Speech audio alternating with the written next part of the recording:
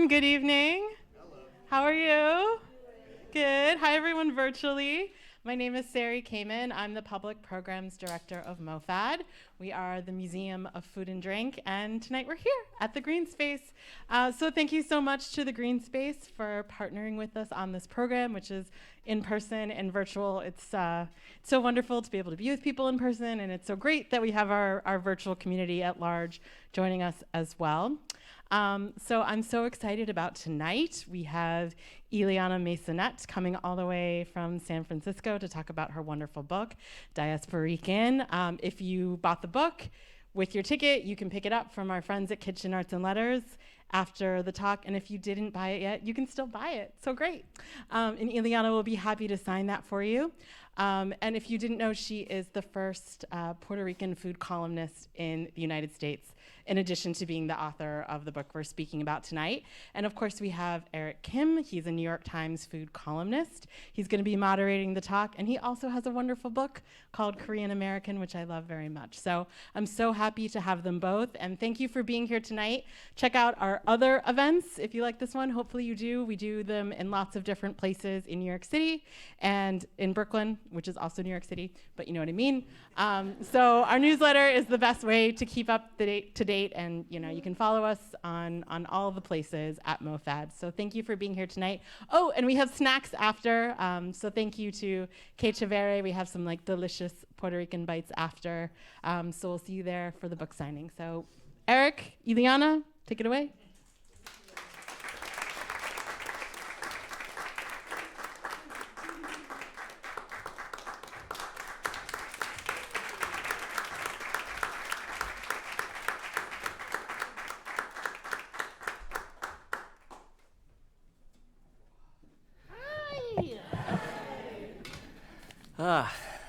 Let's do this. No. All night I've been like, how do you feel? And she's been like, what's the face? It's like, Diasporican. We've been talking about this for a very long time. Mm-hmm. Are you a crier? You already asked me this before. I did? Yeah. Oh. Remember you tried to get me to cry? I tried to get you to cry. In San I think Francisco? I did. I think I succeeded, but not as hard as your interviewer. And then you failed and then you cried? I did cry. I guess I want to start off just by saying that Illyanna and I know each other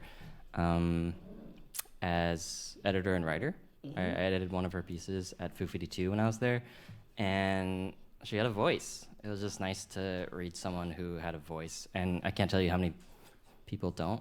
And I think it's hard to put it on the page. And so tonight I kind of really want to talk about writing, especially because it's one of my interests. But I think the first thing I want to ask you is, well, if you follow her on Instagram, you know that she drives a lot, and you know that she takes her mommy to the dollar store a lot. And I wanted to ask you, and to get burgers and stuff like that, I wanted to ask you if you like driving. She was like, I think it's pretty.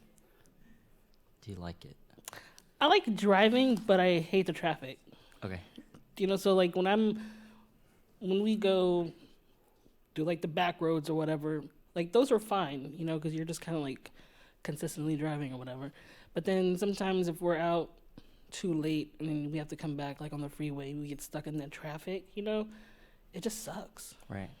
Let's say it's a road with no cars in it the whole time, and you get to just blast music and you're by yourself. Oh yeah, I love that, especially if it's at night. Yeah. What do you like about it? There's nobody bothering me. Yeah. Most of the time, especially if we're coming, if I'm by myself at night, I don't really have anybody bothering me, kind of, It's you don't really have anybody else listening to you. You could kind of turn on your music as loud as you want. I can kind of do that when I'm with my mom, but not really, because she's like, it's too loud. But, or you could sing at the top of your lungs and there's literally nobody really there to judge you or look at you. You don't feel embarrassed. Where I'm going with this is that I think people who have active interior kind of lives really like driving, because it's like a time for you to think, right? Because I also love driving. I feel like we have a lot of intersections in our interests. But I kind of wanted to ask you about memoir writing. That's like one thing we have in common. I feel like in food writing there are many modes, but when you go into the first person and tell a story through an essay, I love this book so much because it really weaves through the personal storytelling with the recipes, and it's really hard to do. And what I love especially about it is it's really hard to find where the edges are. I think that's really beautiful. I think that's one of the things that everyone said they didn't like when I pitched this book. Interesting. Which is weird. That's That is what weird. you like. That's what I like. It's too memoir-y. You know, like taste is like hard to teach, I think. Anyway, just kidding. I don't know who said no to your book, but I think did you enjoy the moments where you wrote about yourself and the stories, or did you enjoy more writing about the history and the context, and then the food and the cooking, or are those not really that different to you? Process. When you're writing about the history and stuff like that, that's kind of like a more when we're pitching a story and the editors always ask, is it a first person or is it a reported? Right. Right. So to me, when I'm writing by myself, it's obviously like a first person. I don't really think that they're related at all, because when I'm writing about the history, that stuff takes a deep dive and a lot of research, and I can be up for hours, until 3 or 4 in the morning, and not even really writing, but just collecting research. Right. So, and then when I'm writing about myself, that's kind of more of a trauma dump. Yeah. So yeah. I know what you mean. When you're doing the reported stories, it feels like a history paper or something, but then the personal essays, well, those are the ones where you really also go into the literary, and the sounds of your sentences in those moments are really fun. And this is when you're reading it, you're like, wow, this is nonfiction. It's not just a cookbook. And I think I don't know. That's something that I kind of want to talk about today. Do you want to tell us a little about the research process? It's long. There's a lot here. Yeah, it's long, especially since nobody really. There's not a ton of reported papers about Puerto Rico. There's definitely hardly any in English. So I have to even little switches in my brain. If I can't find something, and I'll be looking up the history of Mallorcas, right? And I'm I can't really find anything, and then sometimes my mom will come by and then she'll be like, did you try Historia de Mallorcas? And I'm just that little switch makes all the difference. But my brain doesn't always really process that, you know what I mean? Because to think like that is to be bilingual, right. You know what I mean? And when I do just change that one little word, way more stuff comes up, So it's just most of the things that are written about Puerto Rico are from kind of the turn of the century when they were colonized by the United States, because they're basically trying to figure out what they can turn into a profit, what natural resources can we monetize off of, what laborers can we monetize of. So there's a lot of information from that. So it's instead of people usually kind of start from the beginning of modern day, I would have to start back then and kind of work my way up. So that's really hard. Yeah. No one talks about how hard it is to write a book that hasn't existed yet. Right? I mean, does my book exist? Now it exists. Is there anything like it that exists? No. Are you sure? I don't think so. Are you positive? I'm not positive, Okay. but I do like the way you say, I'm the Puerto Rican for everyone else.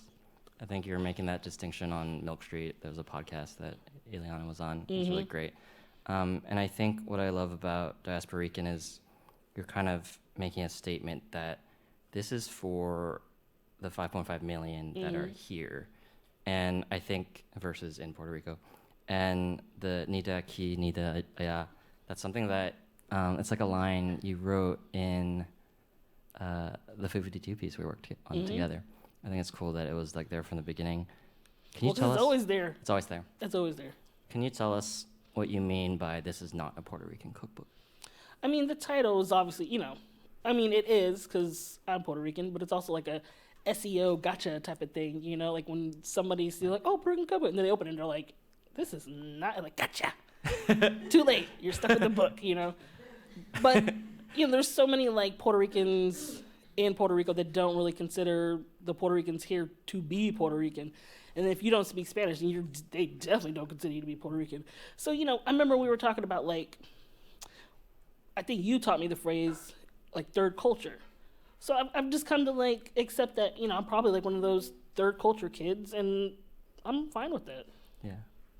We're kind of creating, like, our own identity, and that's fine. Yeah. I think that's something that is so beautiful about your book. Well, that's what I wanted to ask. Like, when you were writing this, who was the audience you had in mind?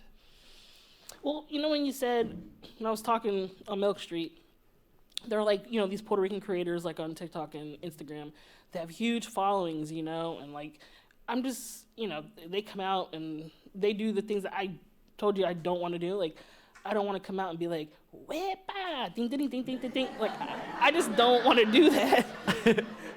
I just don't want to do that because that's not my personality anyway. Like, I'm much more like shoegazer. So, like, when I look at their audience, it's like, so many Puerto Ricans are in their comments, and they're like, yeah, eso, blah, blah, blah, blah. And then when I look at my audience, it's like, it's way more diverse. You know what I mean? So that's what I mean. And I'm okay with that too, because I just think that there's more power in relating to, like, more people than just your own people. Yeah, I think you're also good at speaking to everyone. And that's, like, a skill that I think is very difficult with writing. But that's why I like the kind of unapologetic thesis of the book. And, well, would you say there is a thesis statement that you want to share with people? If this were, like, a history paper or something, which it's not, but... Or just your book. What's the thesis of your book? I don't know. What do you think the thesis of my book is? I think it's that it's not a Puerto Rican cookbook. I have no idea. I've never thought about that.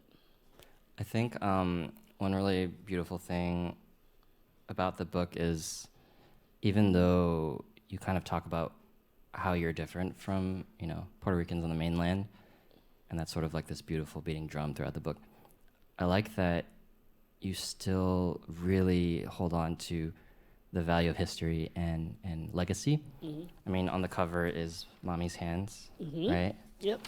And many, many essays. I mean, for the beginning, you get your mommy and your nana, and I think, like, the photos of them with you when you're little. Can you tell us a little bit about, the role of these two women in your life and your cooking? Like, at some point, my grandma kind of became, like, a single mom. Like, after her, my grandpa got, like, a divorce and stuff. She basically raised her kids by herself. And she never remarried. And the same thing with my mom. Like, my mom raised me by herself, and she never remarried. And they were just like, okay. But both of them were, like, as strong as they were, they're also both very stubborn, And, like, when I was talking earlier today, somebody was asking me, they were describing me as being, like, strong-headed and difficult. And did I identify with that? And then, after I was telling a story about, my grandma and my mom and stuff, they were kind of like, well, it looks like you come from a long line of difficult women. And I'm like, well, I guess so, they probably were difficult. I mean, that's how society labels, women. And, I said, if I was a man, I would probably be, like, dashing, charming, and a troubled soul, like a tortured artist, basically, right? Like, they always call them tortured artists. And I think that sometimes that's how I identify as a tortured artist, but that's not how society would label me, just based on the fact that I'm a woman, but also how I look. Yeah. I think as someone who has the privilege of knowing you, I think you're the latter. I think you're definitely a troubled artist in the best way, the best way possible. It creates good art. Oh my God, thank you. But I also think Sorry, I have like these notes because I just like wanted to make sure I caught like all these little details for the talk. But you describe yourself in the Mushroom Chicken head note as having puppy eyes. I like in the book reading about, I think, someone from the outside would be like, oh, 3 difficult women. But really, I like the book because you distinguish why you're different from your mother. Can you tell us about like what you think your differences are? And were you also My mom has a lot worried? of patience. Yeah. I do not. My mom has a lot of patience. I do not. I think that it's weird because I think that when the way that my mom is now, of course, now her like personality's kind of evolved, you know what I mean, to something else. But like, I have boundaries, but my mom will also set boundaries, but people don't really see the boundaries like that. Like, I feel like I might be a little more, I don't know,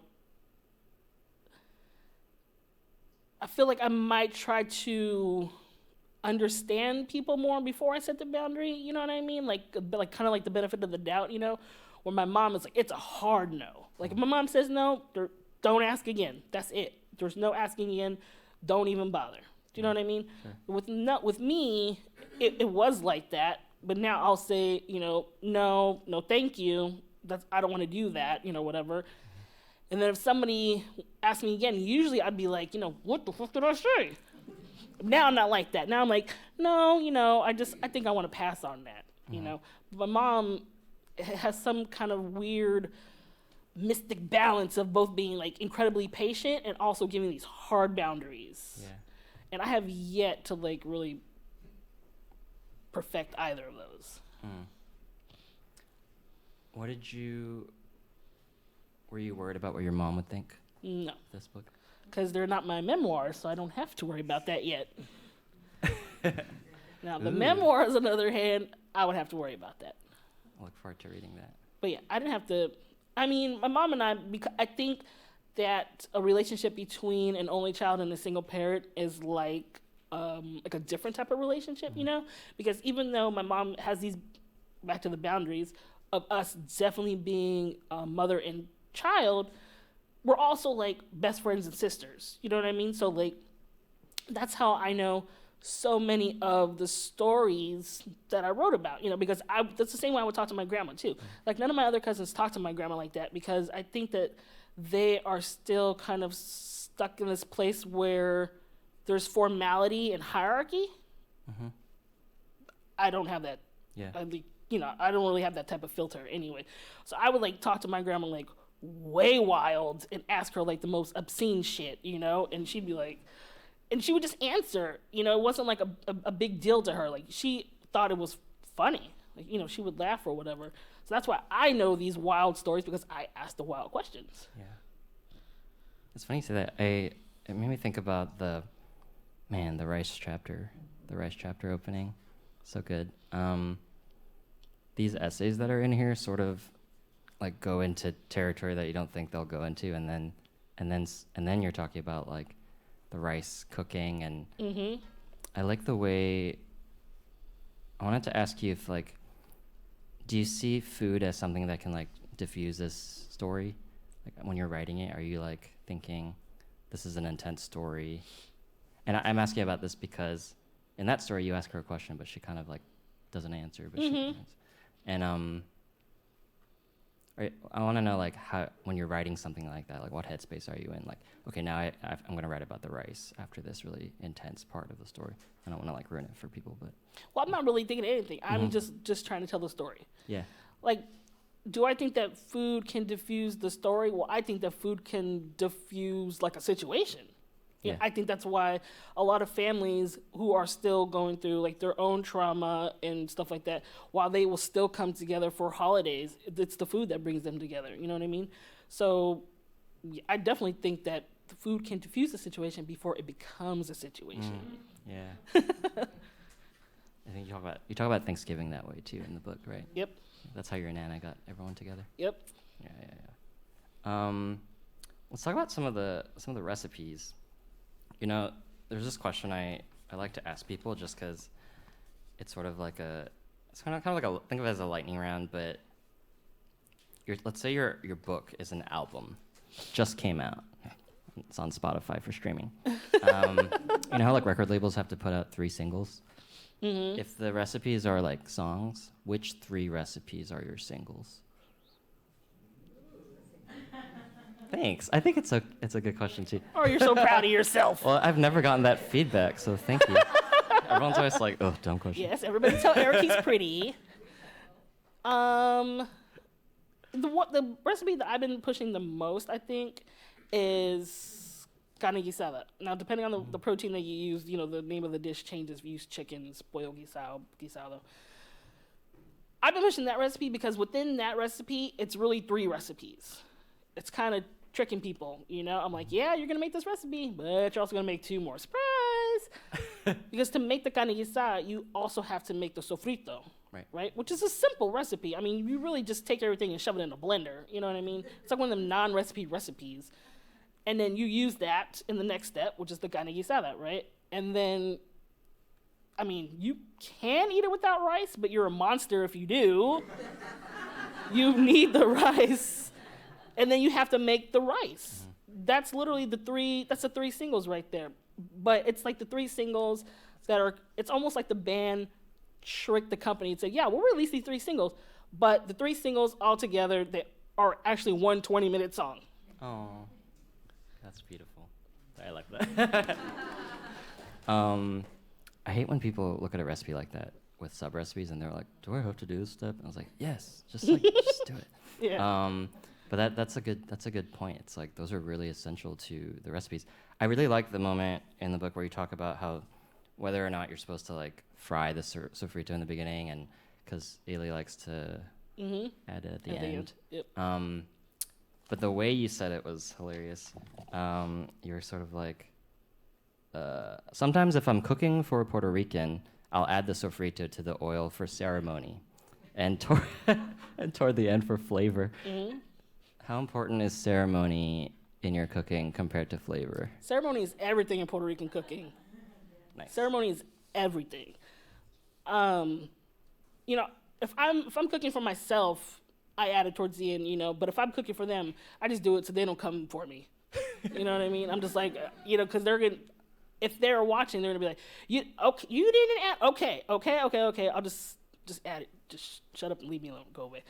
But, you know, because the one at the beginning, you know, if I add it, it doesn't really kind of like, to me, it doesn't really make or break the dish. Like, I feel like I can't really taste it towards the end. Do you know what I mean? Because we're using fresh herbs like culantro and cilantro, like they're such, you know, they're both delicate and also pungent. You know what I'm saying? That's why I like a good way to describe culantro and cilantro. They're like me. So that's why I like to add them at the end, because I feel like people get way more of a sense of what sofrito is when I add it at the end. Plus, you can kind of see, you know, the green flecks of both of them kind of floating around, you know, in the finished dish. So when I'm pouring the guisado over the rice, you can see the green flecks over it, you know, which I think looks really nice. Yeah, I love that. You know, I like, when I was doing stuff like that in my book, where I was like, Koreans do this, but why'd they do that? I'm going to do this. Mm-hmm. Every time I did that, I was terrified, though. Were you scared of things like that? Of course, yeah. Which is why, yeah. But then we ask ourselves, why do they do this? And I think that we both agree that sometimes the answer is because they're used to it, because my mom did it that way, right? That doesn't necessarily mean that's the right way to do it or the best way to do it. It's just the only way that you know how to do it. Yeah, that's true. And then you show someone something new and then they learn something, which I think this book will do for everyone, but also Puerto Ricans. Yeah. Do you care about what Puerto Ricans think of this book? Yes. Yeah, of course we care. Yeah. Would you like to expand? No. Okay, we'll move on. Okay, one question I really want to ask you is, you know, some people think that you get a book deal because you're an expert, but after I wrote mine, I realized that you're an expert because you wrote it. Yeah. So Were you an expert before or after writing the book? In whatever. I personally wouldn't call myself an expert. I still feel like there's a lot to. I feel, when you finish your book, you're like, damn, like I forgot something, or Yeah. oh, like I would have did this differently, or like, oh, I forgot to add. Like, there's so much more stuff that like either it's changed from now, or because it's not like you set out to write the book and then it comes out 2 weeks. We're talking like a process of 2 years, and lots can change in 2 years, way more information can be involved or disappear in just that amount of time. So the only good thing about that is that I had already done a lot of the work. I was a columnist for the Chronicle. Right. So a lot of the stuff that I did went into the book. So it wasn't like I was going into this not necessarily knowing what the hell I was doing, because I had already been doing it for 4 or 5 years. So that's like really the only kind of saving grace. Nice. Yeah, you really do learn on the job. Yeah, totally. Yep. Yeah, yeah. What was your favorite part to write in the book, and what was your least favorite part? I think the least favorite part was like the produce section. Oh, really? Yeah. I love that section. It's because it's all very analytical. It's like, a lot of research, going through a lot of books, going through a lot of the archives at Centro, at the Center for Puerto Rican Studies. They have like a huge archive and library of like Puerto Rican books and ephemera and documents and stuff. It was just a lot of research to try to figure out like these things that have been, in Puerto Rico for so long, that what are people considered, traditional now. How do they get there? Where do they come from? Like we know that like guineos, which is what we call bananas, guineos and plátanos came, from Africa. Like, yeah, we know that for sure. But like, where the hell did like achote come from? Like where are these things coming from? The only thing that I had heard about coconuts was like it literally floated from South America all the way to Puerto Rico, and then boom, we got coconuts. Is that true? I don't know. I need to try to find like an academic document that talks about that though. And nobody had written about any of those things. Like, people just knew it's there, it grows. We have no idea how it got here. Man. That was my least favorite part. But it's what makes the book so airtight, I think. I always talk about airtight it's like this thing that you have to do when you're writing about your own culture, because you're from the culture and you're afraid of other people from that culture like coming for you. Mm-hmm. So I thought what was they do come for you. They do come for you. They're the worst. We've talked about that a lot. Did you say they're the worst? No, not the worst. Tradition versus superstition. I think I like the section in the beginning where you're kind of going through the the practices. Like in Korean culture, before you make a meat stew, you often washing the meat, huh? You often soak it to let the whatever. You're sort of addressing like washing meat and washing rice. Do you wash rice? Do you wash meat? I wash my rice. Yeah. I don't really wash meat. Like if the chicken, if it's kind of like slimy, I'll run it under the water kind of.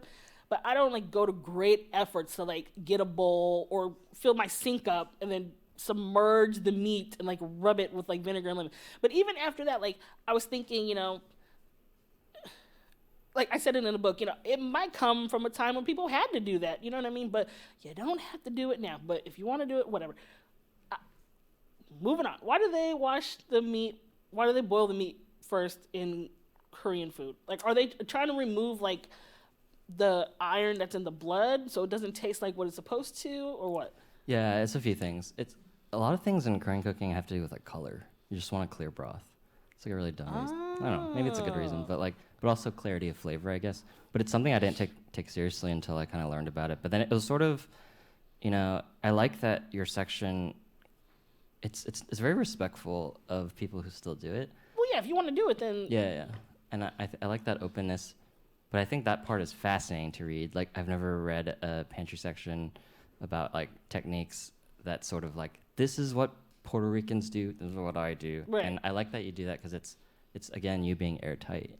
Is that it's covering my ass? It's covering your. It's kind of. I was gonna say that. But yeah. So I don't know. I thought that was smart. Definitely got to do that. I thought that was smart and fun.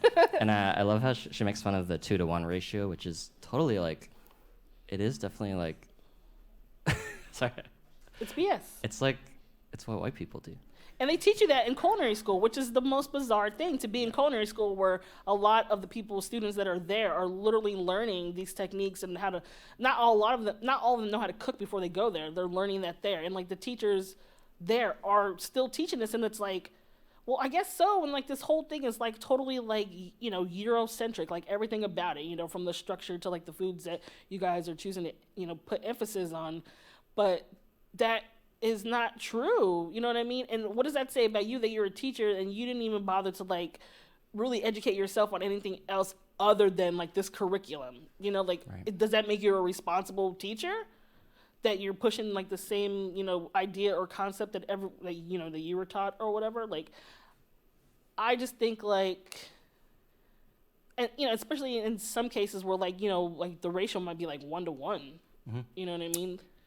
Like with short grain, like Yep, sushi rice exactly. or something. Yep. Yeah, that's why I like, it's important to read other cookbooks like Diasporican, because it's sort of important to recognize also that rice comes in so many different forms.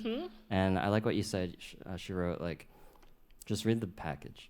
Just like read the package. Just read the package. Yep. I remember when I made Japanese sushi rice for the first time, it said 1-to-1. I was like, whoa. Because, you know, growing up, it was like right till here. Yep. It's like, that's what my mom taught me. And then I was like, oh, there's a formula. And it makes sense. Yeah. Anyway. Well, see, some people do like the finger thing, whatever, but Puerto Ricans put the spoon in the middle of the rice, and if it stands up, they're like, yep, that's good. That does not work for me. I don't have that type of witchery in my veins. I need measurements, man. I've tried. It does not succeed. But I also started to understand, too, why when Puerto Ricans make the rice, they will kind of like scoop the edges around and form this mound in the center, you know? And at first I was like, that does not make any sense to me, dude. But what they're doing essentially is that sometimes when you're cooking the rice, the outside will still be kind of wet, you know, and mushy, because the heat from the bottom is not conducting evenly, you know? So you're basically kind of centering the rice in the center where most of the heat is getting to it. Oh, that's cool. I love that. But I would not have understood that if I didn't question, you know, if I just said, that's stupid, and then moved on. I'd have never questioned that, though. Yeah. It's so true. I grew up watching Food Network, and everyone said 2-to-1. I was like, and then my mom never did that. See? Anyway. Yeah. Let's see. I loved in the granitos recipe, you said, researching this recipe was the first time that I truly understood that Puerto Rican food could be regional. Do you want to expand on that? Or what's the recipe? The granitos. I did not know that these things existed. Yeah. Like, at all. Like, one of my random 3 a.m. rabbit hole research binges, I would just, you know, look for just Puerto Rican food. And I just kept seeing the same things over and over again, which is what I call, like, the Christmas plate special. You know, you get the pernil, the arroz con gandules, and the pasteles. Like, I would just keep saying those. And mofongo. Oh, my God, with the mofongo. I just see those things over and over and over. But I would never really see anything different. But I knew that there had to be other regional things just from that time that I went and saw the woman at El Buren de Lula. You know, when I asked her, I said, you know, we're ordering our food. I said, like, oh, do you have like arroz con gandules? And she was like, no, like we don't make that here, meaning this region. We don't make that here. We make rice with crab. And I was like, ding, like, you know, light bulb moment. And I was like, first of all, what the hell is rice with crab? I've never had that in my life. But because it only exists like in certain parts, you know, Puerto Rico. Plus, like the crab is seasonal, which is weird to me because Puerto Rico only has one season to me, which is hot.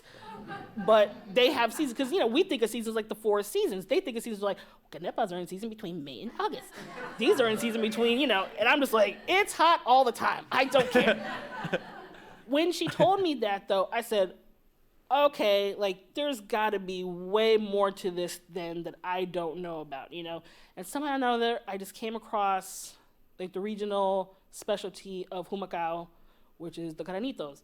There was a story in a vocero about a factory, loosely factory, which is just a room, of these women who have been making these for like generations though, you know? And it's just a very simple dish where they just take rice, put it in a grinder, they turn it into rice flour. But if you use, it depends on what type of rice flour you use, I've found. Not all rice flours kind of help to make this specific thing. And they just add, you know, like hot water, lard, salt. That's it. And then they just stir it super vigorously, and then they leave it to cool overnight, and then they just all stand around like in this group. They like literally are standing in this room, and they're just like forming these little fritters in the shape of the canoe, but they're the shape of rice grains, right? Which is why they're called granitos. But even the tools that they're using like these handmade kind of primal coconut shells, right? That have been kind of like shaved down until they're nice and smooth, and then that's what they use to form them. And then they just fry them. That's lovely. And they're so simple after they put the cheese in it. It's simple, incredibly simple, and yet, you know, when they fry them and then they sell them, you know, in the morning, right? They fry them like right before they sell them. And when you get them and they're like nice and warm, they're like really crunchy on the outside. There's just like a little tiny like salty bite from that little bit of cheese that makes all the difference for some reason. And it's like really chewy inside. The inside is almost like a mochi. That's what the inside is like. It's like a texture that if you're not really used to, it takes some getting used to. Right. Yeah. Awesome. I'm going to ask one or two more questions, but we're going to have some time for questions. Okay. From the audience, so you guys can think of some stuff to ask.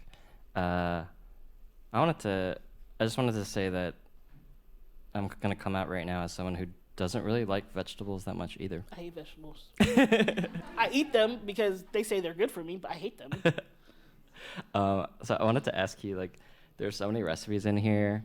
It's kind of like the beginning of your, like, the techniques, the traditions versus superstitions section, but you know, you have dishes in here that you don't like, that you still put in. I guess my question was like, this is your book. Why did you put those in?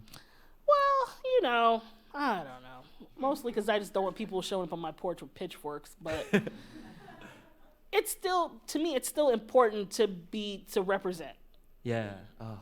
I mean, there's really no way around it. Like, even though I don't personally like mofongo, I feel like it can be super dry, but it's still us. But not only that, it's also an important dish because, you know, it's very heavily, I mean, there's no way around it. It's African, you know, and then the ingredients that we choose to, you know, to put in it or on top of it or however people serve it, you know, kind of creates, you know, the blending of the Taino, the Spanish, and the African. But mofongo itself, just from being out of plantains and also being mashed in the pilon, is African. Mm-hmm. There's like a gasp over here, I feel like. Do you guys like mofongo? Yes.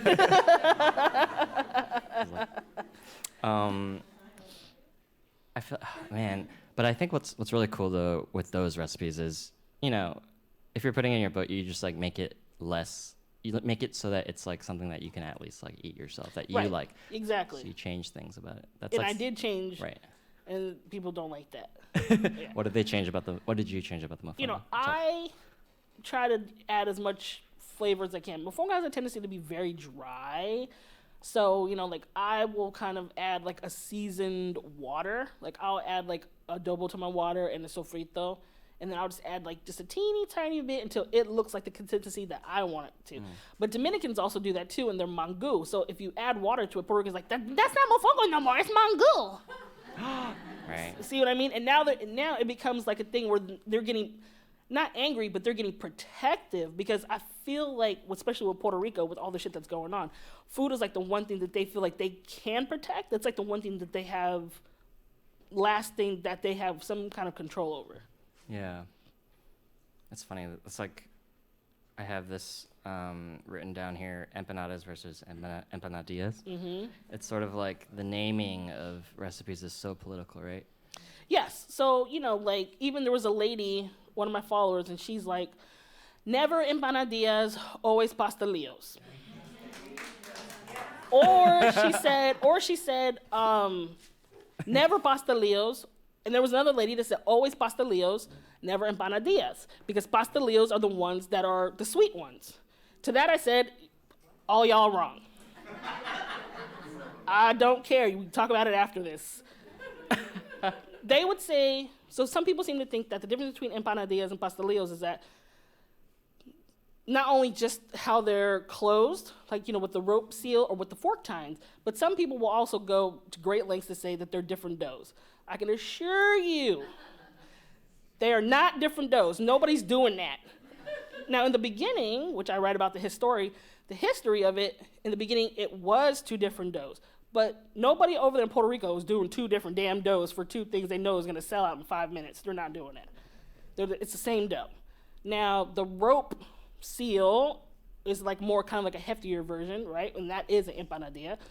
The one with the fork is a pastelillo, but also pastelillo de guayaba. But then there are also Puerto Ricans like somewhere in Humacao that call pastelillo or whatever. I think it really depends on where you are. It's back to the regionality thing. Now, if you've been to like every part of Puerto Rico, then okay, like, then maybe. But if you only know it because from where you come from your own personal history, as that's what my mother did, that's not an argument. This is what my family did. That's not an argument. I went from here to here. I went from Rincon to San Juan, and I ate a shit ton of both of these things, and with different fillings or whatever. Well, now you have more cause for an argument. But other than that, you don't have a cause for an argument. I win, you lose, the end. That's what we call airtight. Okay, so AKA covering our ass. I think we can go to questions now. Okay. Oh, we have some people here. Mikey. I think I have a great voice on the mic. First and foremost, I'm going to introduce myself. My name is James. I have a restaurant here in the city. I'm a co-owner of one of the oldest Puerto Rican restaurants, La Fonda Boricua.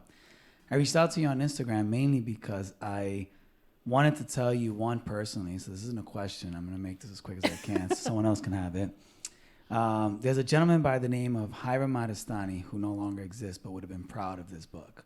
So I'm just going to let you sit on that and research that on your own at some point, but you'll understand why I say that. Okay.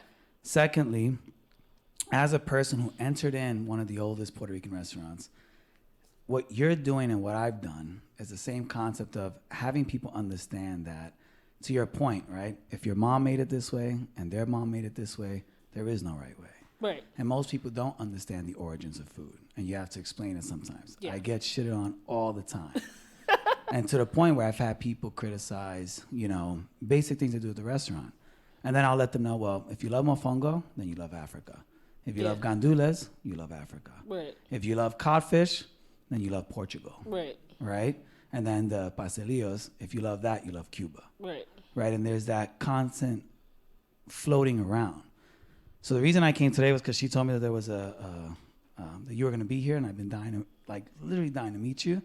And I just want to say thank you from the bottom of my heart for doing this. I know Hiram would truly be proud of you, and continue the work you're doing, and I'm honored to be here. Thank you. I Thank appreciate you. that.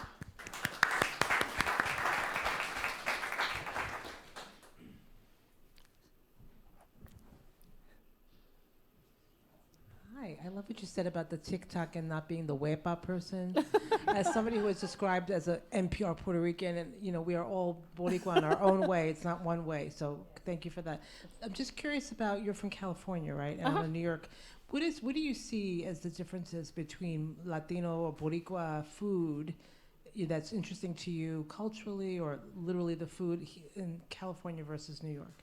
Well, I mean, California is totally dedicated to Mexican food, But, I think that, with the way that Mexican food has evolved, when people say, like, there's not a market for that book, or there's not a market for like Puerto Rican food. It's like, well, there also wasn't really like a market for, regional Mexican food or regional Chinese food, but now people are asking for Mexican food and Chinese food by region, So it became like that thing that Mexicans thought that, people in the United States wanted, like a very like amalgamation. And then now it's like, we want to go out for Szechuan. We want to go out for Singaporean. We want to go out for Oaxacan, you know what I mean? That's why I know that there's a market for Puerto Rican food, just because of that. But, there are a couple of Puerto Rican restaurants in California. They're okay. Some of them are better than the other ones, But, California, to me, when I think of even when I think of any food in California, I always think of Mexican food. I don't know if that answered your question, I'm sorry. First of all, huepa, kidding, not kidding. Second of all, Basileos, thank you. Third of all, serious question, where do you see Puerto Rican food heading? And the reason I ask this is because I read somewhere a few months ago that there is a Boricua woman in the Bay Area who is launching a food truck, and the twist on it is it's going to be Puerto Rican food, but it's going to be vegan/vegetarian Boricua food. So Casa Borinquen. Is that the Boricua? That's a restaurant, yeah. Yeah, because I read about that and I'm like, vegan mofongo? Is that a thing? Yeah, because if you don't put chicharrones in, it's already vegan. Right, right. If you don't put pork in arroz con gandules, it's already vegan. Most of our food can be translated into vegan vegetarian. It's just that stubborn Puerto Ricans don't think that. Right, right. Which is also why we're really not good with salads, for instance. So just where do you think it's headed, I guess is... I mean, I don't know. Like, that's not, I don't even really feel like it's my place to say how it's going to evolve, because my focus is so much on the past, you know what I mean? Like, there's so many like restaurants in Puerto Rico, from, chefs that have came stateside to like learn from a lot of like the, kind of Eurocentric chefs or whatever, and took those techniques back to Puerto Rico and kind of done a spin on, Puerto Rican food, but like in a, I don't know, like in a very Michelin type of way, Like for a long time I thought that, was going to be the future of Puerto Rican food. But I don't think that is. I feel like the more that Puerto Rico goes through, with more like natural disasters and gentrification and Luma and all the injustices, I think that people will go back to their roots more than anything, because I think that they'll kind of long for a certain period of time. Yeah.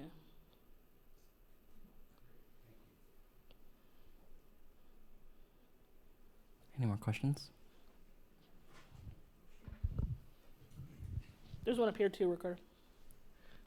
Really silly question. What's wrong with the 2-to-1? Oh. We already said it. We already covered that. Because it's not true. It depends on the type of rice you're using. It depends on the variety. It depends on short grain, medium grain, long grain. For the longest time, medium grain was kind of like the preferred grain of rice for Puerto Ricans, but because of economic factors, a lot of them have to use long grain just because it's cheaper or because it's just more available. That doesn't mean that you're cooking short grain or medium grain that you find in Puerto Rico the same way you're making mahatma here.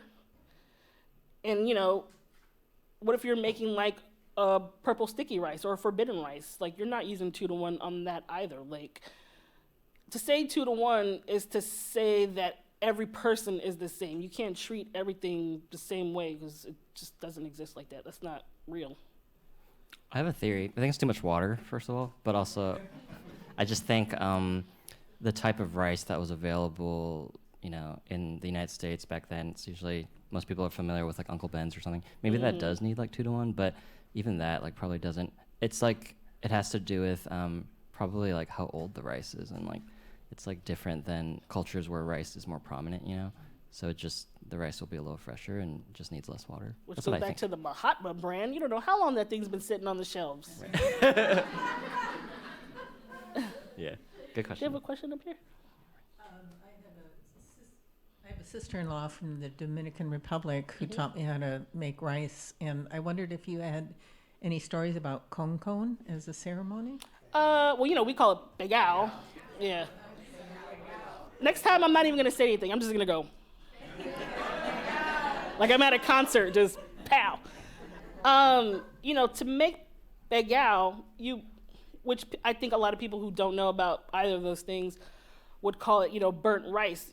It's just burnt rice, meaning burning, it's an accident kind of a thing, But to make pegao, it's like to actually be really skilled in making rice, you know what I mean? Like it's really hard to do. It takes a specific type of heat. It takes a specific type of cooking vessel. I know that a lot of Puerto Ricans are moving away from cooking in our traditional caldero, which is bare aluminum because of, the health issues. But it's really hard to make pegao in any other type of pot. Like you're not gonna make that in a Le Creuset pot. It needs kind of like that, the thin walls, and that even heat structure, It took me a really long time to even be able to nail pegao. And even when I did it, it was like by accident. And I was like, I gotta do that again. Let me write this down, because I had been trying, but I'd been using, I didn't nail the rice the first time, like when my grandma said I used this much water, what she was really talking about was liquid, So when I watched her finally make arroz con gandules, I said, she said, I'm gonna use, she didn't measure. So, the sofrito goes in and then the tomatoes, it's all separate, you know what I mean? So when she said water, what she really meant was like, she literally just meant water. She didn't really mean liquid. So I said, stop, let me take this bowl of water that you're gonna pour in here. Let me pour it in a measuring cup, and then from there I'll see how much water you use. Because, when you use sofrito, which, we do blend it, it becomes a liquid. When you use tomato sauce, it becomes a liquid. All these things attribute to the amount of liquid that you're gonna use in the rice. And I had been using way too much liquid. It was very mushy, and that was another reason why I wasn't getting pegao. But I nailed it. Yes. Oh. I wonder though, my sister-in-law always said that you save the con for the men. No, that's not happening with Puerto Ricans. I mean, She said that. I can't say that. Okay. It's not happening in my family, Okay. which is like a matriarch Okay. family, Like even with my lechon in my book, that's typically a man's job to roast pigs. But you can obviously see in the book, me and my mom are roasting the pig, and we got taught how to roast that pig by my grandma. I don't really think the women in my family wait for the men to do anything, and they definitely ain't serving them no damn con, so. No offense to the men here. That's just not, I never heard of that in Puerto Rican culture, saving the pegao for men. Like everybody gets, first of all, if you can survive the fight to get it, but everybody usually kind of gets some served to them on top of the plate. You know what I mean? Just the same with the skin of the lechon. Everybody's treated equally. Do we have time for one more question? Because I Did saw I answer a your question? hand. Yeah, it's interesting the difference because my sister-in-law just said, the women were lucky to get it in her family. Yeah. Whoa. We have a hand over here. Maybe one last question. And there's going to be some food. Hi, buenas noches. My name is Jahaira, and I just first want to thank my husband because it's his birthday, and he's from North Carolina. Happy birthday! And he found this event for us to attend, and it's really my treat, although it's his birthday. I do have a quick question. I grew up mostly in the Northeast, but around 5th grade, I moved to Puerto Rico, and I lived in Ponce from 5th grade to about sophomore year in high school. So I had the experience of both, Ni De Aquí, Ni De Allá. My question is, we live today in northern New Jersey, which is predominantly a Latino community and Italian.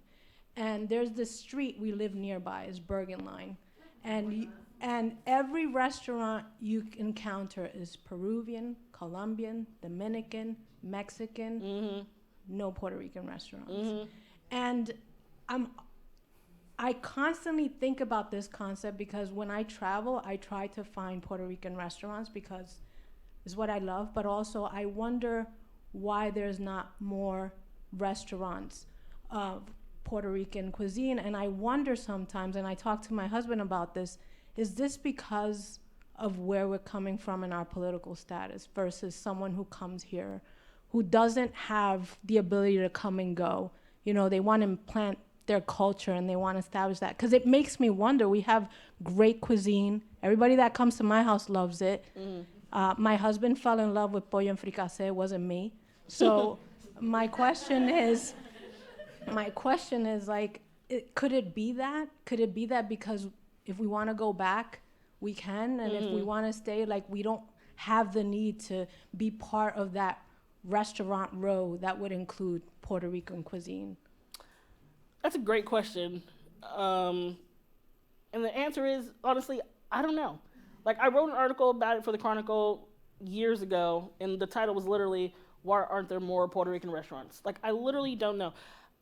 Even if it was, like you say, like, you know, we don't really feel the need to plant roots. That's not entirely true, but what is true is I feel like a lot of Puerto Ricans don't feel the need to assimilate. You know, like, I feel, especially like in New York, you know, where they basically became their own identity with, you know, New Yorkers. Like, there's nowhere else in the diaspora where that exists. Like, there's not, like, you know, like a Florida Rican or anything like that, you know? Like, it's really hard to say. Like, it just could be like. The other thing I wonder, and I'm sorry to interrupt you. That's okay. Is it entrepreneurship? Like, when we assimilate, we get different kinds of jobs versus, like, when someone comes from another country, they find it easier to establish a restaurant, which is more of an entrepreneurial approach. And maybe I'm being too deep about this, but I just want more Puerto Rican restaurants, and I wonder why I can't find them. Totally. Yep. I mean, I think to be an entrepreneur here is to be different than in Puerto Rico. Because if you've been in Puerto Rico, Puerto Ricans are entrepreneurial by just nature. They'll set up somewhere on the side of the road. They don't care. So I don't think that that's the issue. I just think that here makes it a lot more difficult to be an entrepreneur, you know? Like, but the reality is, I honestly don't know. I've asked myself that question, and I don't know. Like, there's so many things that we can say. Like, you know, like you and I are throwing all these possibles out there. Like, is it the lack of resources? Is it the lack of access to money? Is it the, you know, lack of access to, like, loans and support? Like, I don't know.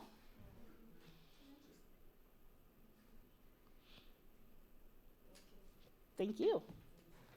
Congratulations. Yay, we're done. On a beautiful. Thanks for coming. Oh, and we're supposed to go that way, I think. To the lobby.